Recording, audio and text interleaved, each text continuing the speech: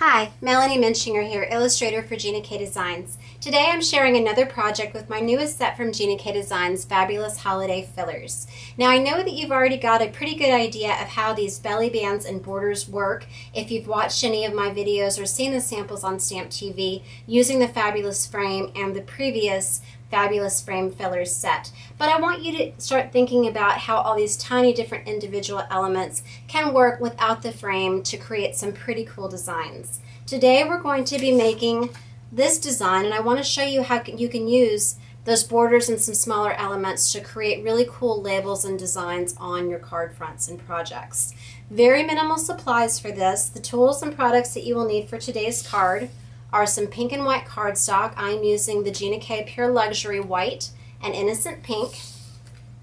You would need the Fabulous Holiday Fillers stamp set. Ink pads I'm using today are the Gina K Dark Chocolate, Sweet Corn, and Innocent Pink, which matches that cardstock. You will need a long block for stamping those borders. I have several long blocks, but when I'm trying to make a design like this where I'm not fitting it into the frame and I'm just having to freehand where these borders go, I really like having the grid lines to help me keep things straight even though I don't measure. You're going to need some small blocks, and I recommend for these really tiny elements in the set to try to use the very smallest block that you can, and that's just going to prevent you rocking the block and picking up ink on the pad when you're inking it up and then transferring it to your project. So we have a couple of those. Going to be using some Post-it notes to do some masking, and finally just some very tiny adhesive pearls so that we can add a little bit of dimension and elegance to that card. Alright, so let's go ahead and begin. This cardstock mat that I'm using is 4 1/4 by 5 1/2, which is exactly the size of an A2 size card front. The reason I'm choosing this size, I might trim it down, and for this I took off just a little bit from the sides, but if you start with this, you know that it will fit on a card. If you want to put it just directly on without trimming, you can do that, but if you get a little off and you have more space on one side or another, then you can just trim it down and then center it onto that card front. So that's why we're starting with this size. These borders work really well for just an A2 size since we know that they fit in the frame. So I'm going to go ahead and ink this up.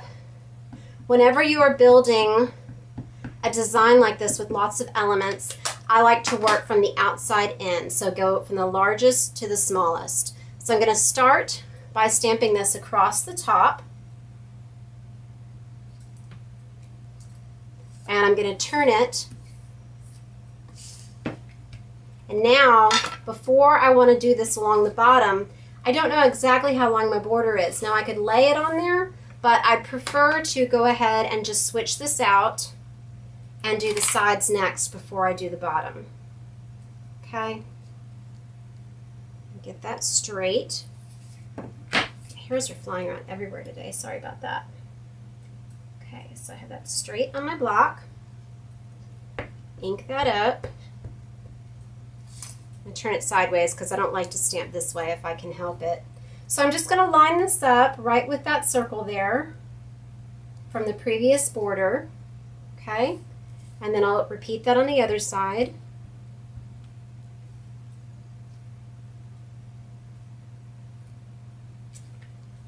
Okay, and then we'll go back to the curved border.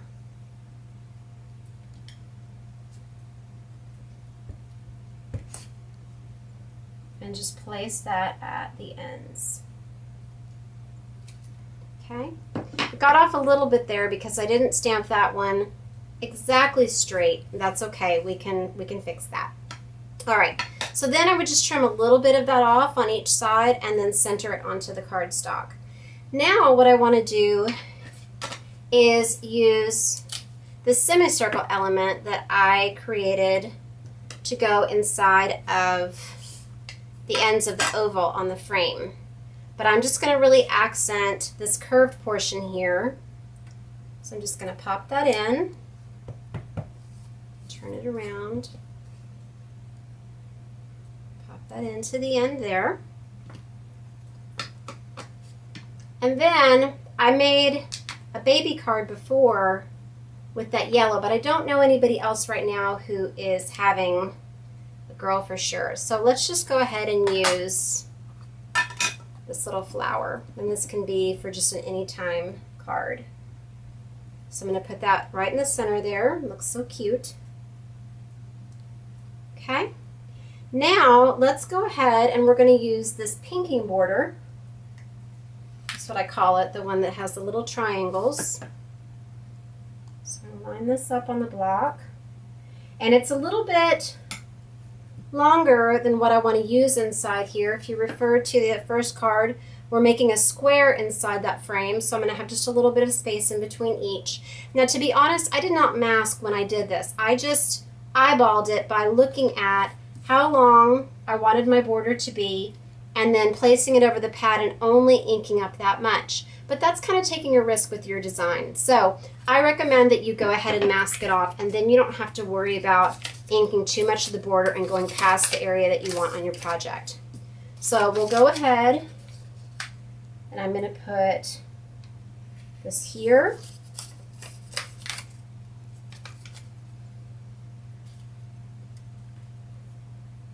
And here. Okay, and so I can see through that Post-it note and see that I'm leaving about 1/8 of an inch on either side there of that label. So I'm going to ink this up with the yellow. And I'm going to turn it inward because it's just going to be easier to line up when I do the masking on these sides to make the borders meet. They're just going to match up easier than if I had tried to have them facing out. So we'll pull this away. Actually, I'm sorry, leave that on. I apologize. Leave this on and do the other side before you remove your masks. So I'm getting ahead of myself there. Okay, so let's go do this side. So we're going to ink this up. Go to this side. Okay, and now you know that they'll be straight. So then you're going to put this just lined up with the edge of the border that you've already stamped on each side, so that makes it easy. Again, no measuring. And we're going to ink this up. Turn it so the little triangles are facing in. Pardon my head, but I just want to get that top line to meet up. And then this one, I'm going to move it down just because my Post-it notes are not that long. You could do 2 at a time to have them both on that side, but I usually just move them. Okay. And the bottom one. Okay. There, we have our nice little frame there for our words. So now what I'm going to do is I'm going to use some of these greetings. So I'm going to take To an Amazing, and I'm going to put it on this small grid line block. And Lady. And I added this just for all the different women in your life that you can call an amazing lady, whether they're a mentor, a teacher, someone that's older than you or younger than you, a daughter-in-law, a cousin. It just works for so many different people. All right, so I'm going to stamp this in the brown. Here. Okay, remove that. I try to put them back on the sheet immediately so I don't lose my stamps. I've been doing a great job with that, which is so exciting. And then celebrating your special day, wishing you the best in life. I mean, this could be for anything. Thinking about this month in October, pink with breast cancer support, you know, celebrating your special day, wishing you the best in life. That might be finding out that you're cancer-free or having a cancer-free anniversary. Could also be a birthday. It could be a wedding. It could be an anniversary, anything. So this greeting really works for a lot of different occasions. So I'm going to leave a little space so I can put something in between. I'll close that up. Then I'm going to go ahead and do just a little pink flower above and below, keeping this design really classic. But if you want it to be more whimsical, you might put them offset all over. But see, just having it matchy-match like that, symmetrical, it's just a very classic design. Then I'm going to use this little 3 dot. And this is very similar to an accent that I have in my Bring the Bling set.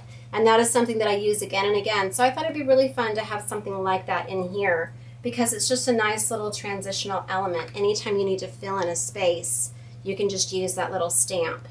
Okay?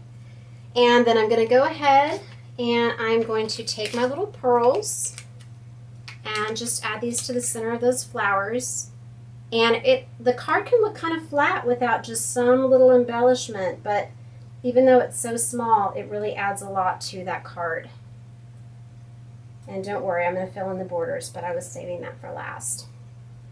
Okay, now let's go ahead and fill these in, and this is the really fun part, the two-step stamping. So I'm going to take this little dot, polka dot one. This is the bigger one. So we're going to start filling in all of the large circles. So go around.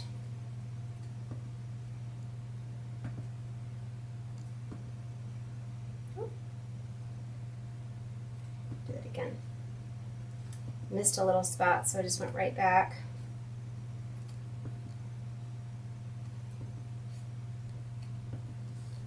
And if it's easier for you to turn it, just so it's more comfortable where you're stamping, you can do that. Isn't this little polka dot fun though?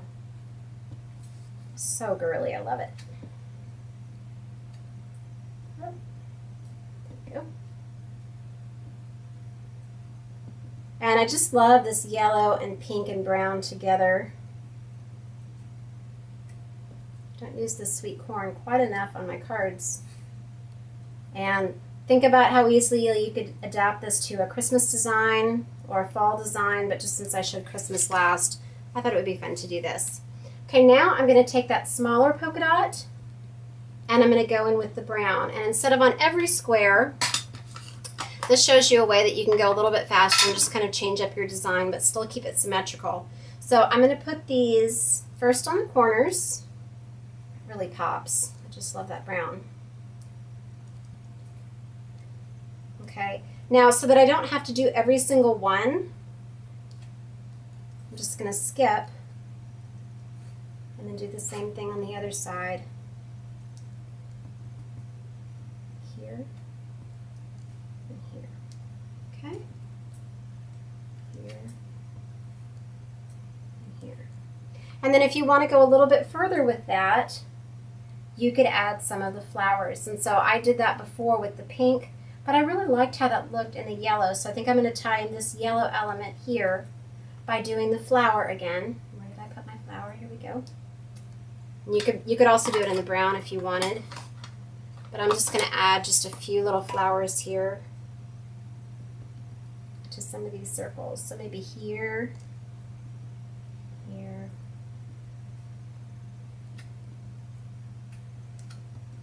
and maybe one here. Here. That's it. So I have a little bit of more space here at the top and then at the bottom on the side, so I would just trim those down and then put this right on my card. And when I was planning this video, I was thinking I should really show you how this could also work by putting in your wording this way, but I just forgot about it. So anyway, just trim that down, put this on the card. You see how quick that was to put together, and I just have so many ideas for what you could do. You could even stamp a larger image inside of that, but I just think it's a really fun way to create your own frame with these elements.